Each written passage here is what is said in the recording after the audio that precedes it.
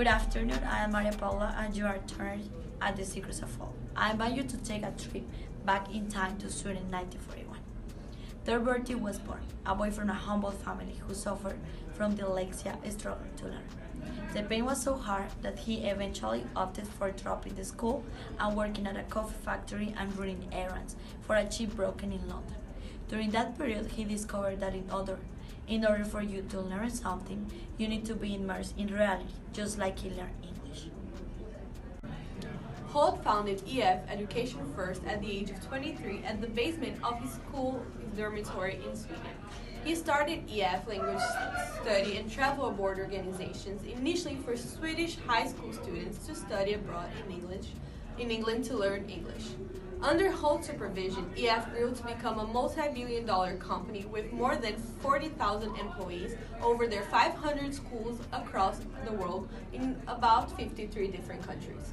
EF continues to open language schools around the world, grow its online language schools like EF English Town, place au pairs in American families, coordinate life-changing experiences for students to study abroad, and international exchange experiences. In 2002, Mr. Holt purchased the Arthur D. Little School of Management, which later became, in 2003, Holt International Business School. Under its restructuring, Holt established a new curriculum oriented to international business students, which led to the establishment of Holt Global Campuses in Dubai, San Francisco, and Shanghai. Even though the company is now under the leadership of his sons, Bertel still plays a huge role, and even does surprise visits to Holt and EF campuses.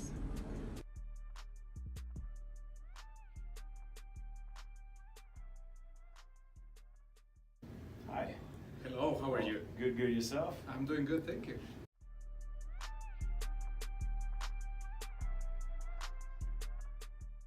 My name is Luis Escamilla and I am the Dean of the Holt San Francisco campus.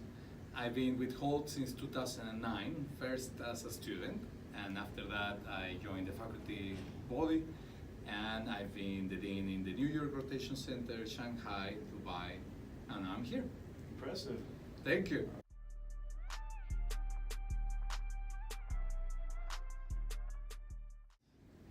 Well, so Bertie Holt is the founder of EF, which later acquired a school which was called Arthur D. Little School of Management in Boston, and later changed the name to Holt. And this is what he sees as his contribution to society, and is his charity. There is no profit making out of the Holt business unit. And when I met him, it was in Shanghai. He was being interviewed for the Shanghai most famous newspaper, and I was tasked to join him on a series of meetings for about a week, in which I was acting as a translator, not so much of language, but of translator of culture between the way Holt works and the way the Chinese think about it. And so I got to work very closely with him and listen to his stories as he was giving a series of interviews to the press in that process.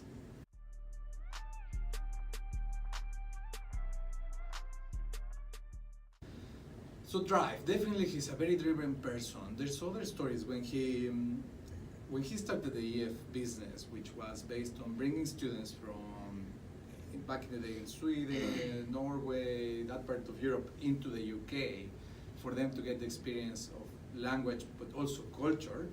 He was facing a lot of challenges. He failed a couple of times, and that's what makes it different from every leader, but also the leaders who succeed are consistently sharing that that's what happens to them. He tried again, and he fixed the issues, and he did it a second time. And so it's that drive and persistence through setbacks what makes him a good leader.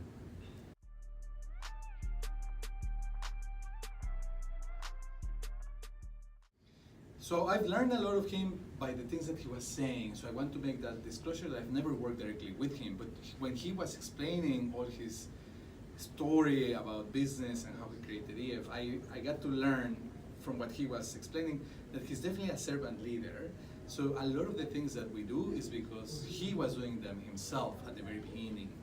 And he's very transformational in the way that he wants others to become better leaders, and he's coaching them and helping them. And he changes between those two situations or those two leadership styles depending on the situation.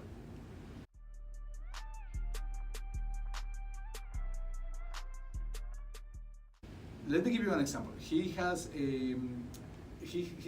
dyslexic, so he has some problems with left and right direction of the writing, and he went into education as a way to help others to overcome that challenge. But he has to have a very organized work environment.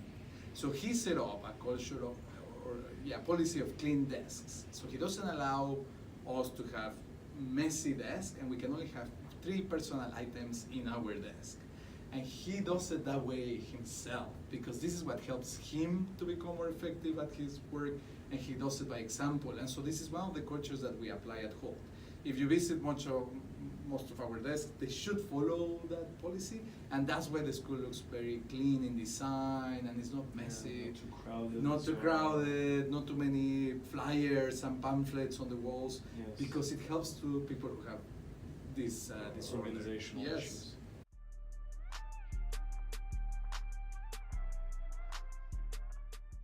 What I've heard from people who have worked constantly and he's coaching them, it has actually changed them.